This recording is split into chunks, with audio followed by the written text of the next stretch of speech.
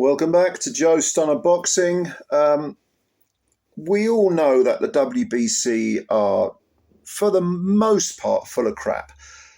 But just when you think you've heard everything, they come up with something that is so ridiculous that you sort of just have to sort of give it that stunned sort of vacant look. What, are you serious or are you joking? You know, when somebody, say you're at a party or in a pub or something and someone says something truly daft, you think, what? Well, the latest brain fart from Mr. Mauricio Sulaiman is that Manny Pacquiao can come back.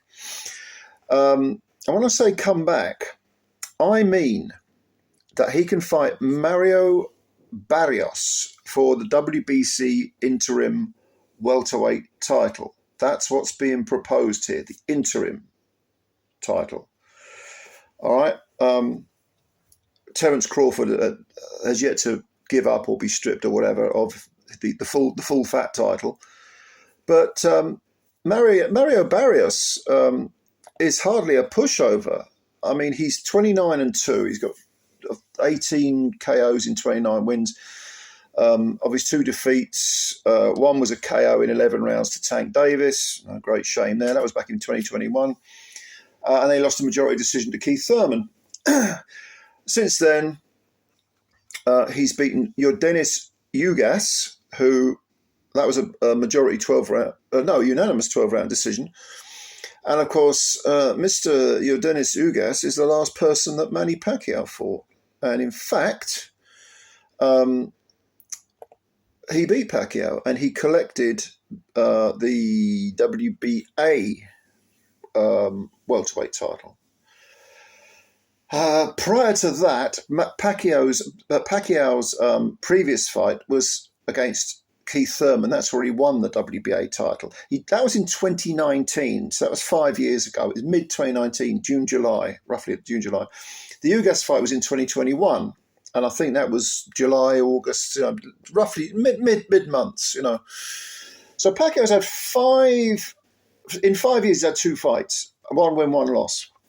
And he retired in October of 2021, so that would have been the Ugas fight.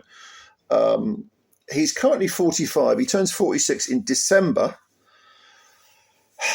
And trust me, I know it's a cliche about Father Time being undefeated, but as someone who is, closer to old age than youth, your body, it doesn't matter. I mean, I've never been a gym rat, but I like to feel that I'm vegetarian. I will watch my diet, and I like going for long walks. And for a bloke of 57, I like to think I look after myself a little bit. I could lose a few pounds, but then when you get to this age, you could always lose a few pounds. Trust me, your body shape changes to the point where, do you remember when Bernard Hopkins was he 50, 51?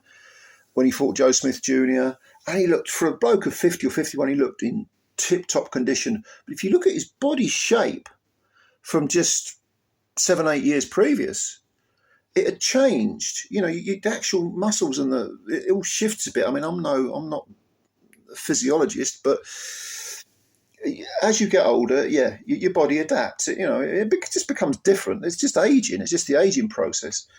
So I can't imagine that having had at least 3 years out since the Ugas fight, which was a losing fight, and having had just 2 fights in 5 years, that Pacquiao, if he was to return,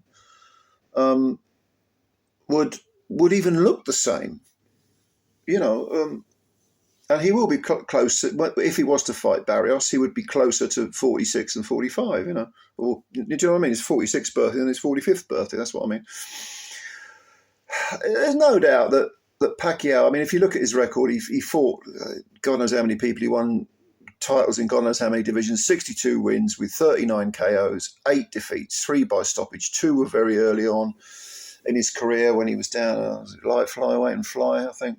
He got knocked out twice, and then went on this incredible stampede through the weight divisions. I've always been very, very suspicious of how he structured his body, shall we say, to go through all those weight divisions. For a former light flyweight to be faster than ever at welterweight and to beat up someone of the caliber of Miguel Cotto to dominate him effectively, I have my suspicions about how Pacquiao conducted his training regime, if you know what I mean. But there's no doubt he had tremendous talent. You know, there's just that huge black question mark above his head for me personally. He was never nicked for PEDs, but a lot of them aren't, are they? But he is a great fighter. He had tremendous talent, no doubt about it. But do I want to see him come back? No, I don't.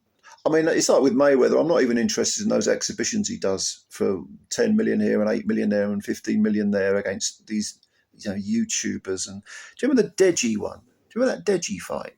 Not fight, but exhibition that Mayweather did. See, I know someone who knows Deji, right? And this guy, I never met Deji, but this guy said to me, "You see Deji, and you see him online, and he's very sort of very vocal, and he's got personality, and he's quite a colourful guy. Whether you like him or dislike him, he's got something going on. You meet him in person, you don't say boo to a goose. It's almost like online is real life, and real life is this strange place where you sometimes have to go. So, and to see him in the ring with Mayweather, I mean, what a farce! People paid money for that crap. I mean, I saw about 45 seconds of it, and I switched it off. Do I want to see Pacquiao going down that route? No, I don't. I don't want to see him in with YouTubers. I don't want to see him in with influencers, whatever they're called. They was talking of putting him in with Conor Benn a year ago. I don't know what the hell's happened to Conor Benn, but I do know what's happened to him. But do I want to see Pacquiao fighting even lesser guys? I don't want to see it. I want to. I'll follow his career, not from the very start, because probably I wasn't really paying attention to his light flyweight days, but certainly I knew all about him when he beat South African fellow whose name escapes me for the super bantam title, and then he beat up Barrera, didn't he? And from that point onwards, I was following it religiously. I've seen it. I don't need to see any more Pacquiao. I'm not interested in yesterday's heroes. It's like Mike Tyson against Jake Paul. I mean, who on earth wants to watch that crap? Okay, I get it if you're much younger than I am and you've read about Mike Tyson, you've seen the highlight reel and you're thinking, oh yeah, I've got to see this guy fight. I mean, perhaps for me, it would have been like watching Rocky Marciano fight at 60 or whatever. He didn't live to be 60, did he? But you know what I mean? It would have had a fascination to it because I've read about him. My granddad had told me about him. So yeah, I kind of get all that. I get that there was this certain garish sort of tinted appeal to it. It's all a bit grubby, but at the same time, there is a fascination. Road crash telly, I suppose. But I hope Pacquiao doesn't descend into those depths. And I certainly, the idea of him fighting Barrios, could he beat Barrios? At 45, nearly 46, 2 fights in 5 years. Has he been keeping himself in shape, on weight and all that? I don't know. Oh, you'd have to make Barrios the favourite, wouldn't you?